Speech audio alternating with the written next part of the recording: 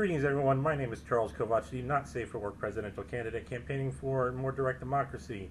And as a way of garnering attention to this campaign and this idea, I make videos talking about current events and other things that interest me. And before I begin, I would just like to point out a few things. Number one being that the Gilets Jaunes movement, the Yellow Vest movement, the protests that have been going on in France, yes, they're still going on, and this past weekend marked the 1-year anniversary. What a thing to celebrate. Also, Assange still in jail, Manning still in jail, Snowden still exiled, Bolivian coup is bullshit, the world's on fire. Everything's topsy-turvy, now more so than ever, and corruption is rampant right in front of our faces. What are we all going to do about it? Well, I'm running for president because I want us to be the ones making decisions and not all the apparently corrupt people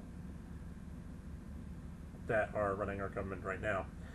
So let me get into what I really wanted to talk about in this video, and that is climate change. The reason why I want to talk about this, I've read the Green New Deal legislation before on this channel. I haven't looked to see if it's been altered in any way since then. Let's not forget it has nightmarish things on it like the smart power grid and so forth, which is just, yeah.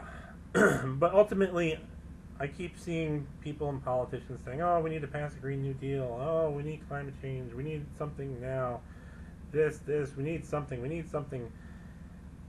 But nobody's presenting an idea.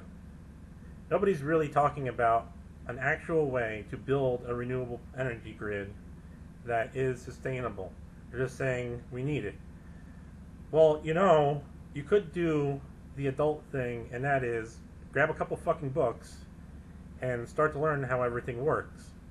So, since apparently no one else is going to put forward a plan on how to actually build a renewable energy grid, I guess I'll do it.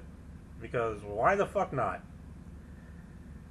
Okay, so you start with the obvious. You need your power source. Solar panels, wind turbines, water turbines, whatever you're going to use, geothermal even. Okay, however, these are not stable sources of power. Okay, the wind dies down, sun goes down, droughts, so forth. So that's why you need a battery backup system. However, and this is what really pisses me off about everybody shouting they want renewable energy now, if you just go ahead and throw this all together and let the chips fall where they may, you're most likely going to have one of two situations in the near future. One, you're going to have an ecological disaster from all the dead batteries that you got to figure out what to do with. Or, if you're using more sustainable and the proper batteries that are actually going to last longer, you're going to find people running out of drinkable water. Let me explain. Batteries are typically designed for a specific purpose. Fast discharge, slow discharge, intermediate discharge. Some are general discharge, things like lead-acid storage batteries, which is one of the most basic batteries you can have in industrial systems. Those are tend to be general purpose discharges. There's also a battery system where, and it's really ingenious, where you can just take water and elevate it, and when you need the energy back from the water, you just let it drain down, turn the turbine, and generate energy that way until the water runs out.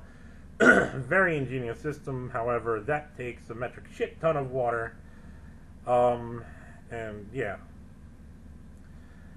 But as you can see, the better solution involves a lot of water. So where are we going to get a lot of water? Well, at the same time, while we're building these small, because we should start small energy plants, or power generation or power storage, we should also build desalination plants because we need a lot of water. We can't just take water that we have because, like I said, people are going to run out of drinkable water. And then, of course, let's not forget you have the massive amounts of water that are taken up by all the data centers around the country because of how much porn we have. And even the data center that is the NSA's data center that spies on us unconstitutionally and so forth, that big nightmarish building out in wherever the fuck it is. I can't remember right now. That thing alone consumes millions of gallons of water a day. That's water people could be drinking, or people could be storing for drinking. So, along with building your basic energy fundamentals, you need to build desalination plants. Now, unfortunately, desalination requires a lot of power, and you can already see where the problem comes in. But might be able to make it so that we're generating more energy than we need to just keep the thing running. Actually, I'm sure of such a thing. So, eventually, you get to a point, well, after you've built all this stuff, you build it to a point where you produce extra water and extra energy. And you take that extra water and extra energy and you start supplying it to the community. So, that's how you begin. And this is not something that needs to be done on a national grid. This is something that can be done in pockets and cells.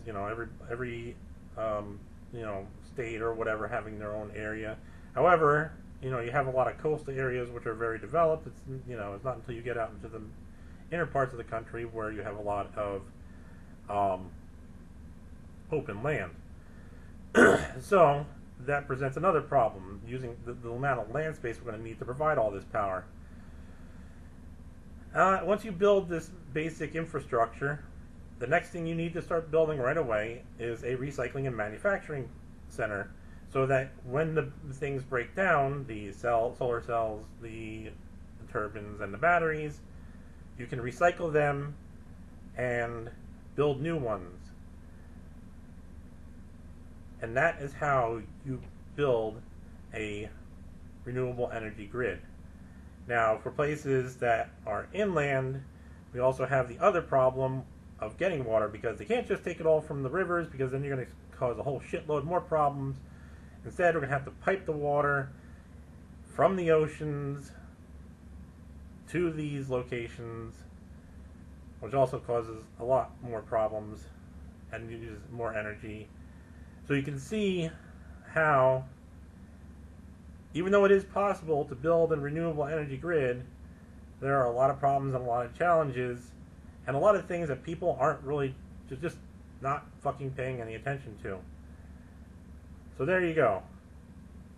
The first, or at least as far as I'm aware, the first plan on how to actually build a renewable energy grid that is sustainable and that will last.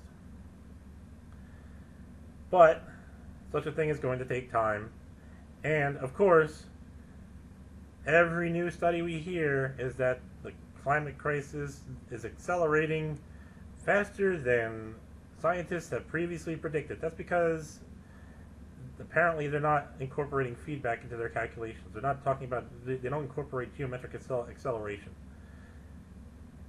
That's what feedback does. So, we're also probably going to have to look at ways to mitigate the effects of current climate change. There is the potential of a thing called the underwater conveyor, which relies on the ice caps to deliver cold, salt, very saline water down to deep parts of the ocean, like the Marianas Trench, where it heats up and comes back up to the surface, and that's actually part of where heat comes from. And if that gets interrupted, then we might wind up finding ourselves into another ice age. It'll be interesting to see. I'm pretty sure I talked about this 6 months ago, but friendly reminder, I guess. There's also another thing we can do that would take a little while, but the other thing that lowers global temperature is volcanic activity. And we here in America actually have a rather large volcano in our backyard, Yellowstone National Park. However, it is a caldera volcano, and the problem is with a caldera volcano, as opposed to a conic volcano, is that when it erupts outwards, not upwards. Conic volcanoes are actually the ones that help that help regulate the temperature, because they spew all the ash and soot into the high atmosphere, whereas caldera volcanoes make everything around them choke to death and burn alive. So, just a suggestion, what we could do is turn Yellowstone National Park into a conic volcano and force it to erupt. It would be interesting to try. So in order to do so, you'd have to start laying a shitload of dirt around the outside of the lava pool, and then just keep adding dirt and keep adding dirt, and then just start slowly moving your way inward, adding the dirt higher and higher and higher, so it becomes like a swirly. I could go for some ice cream right now.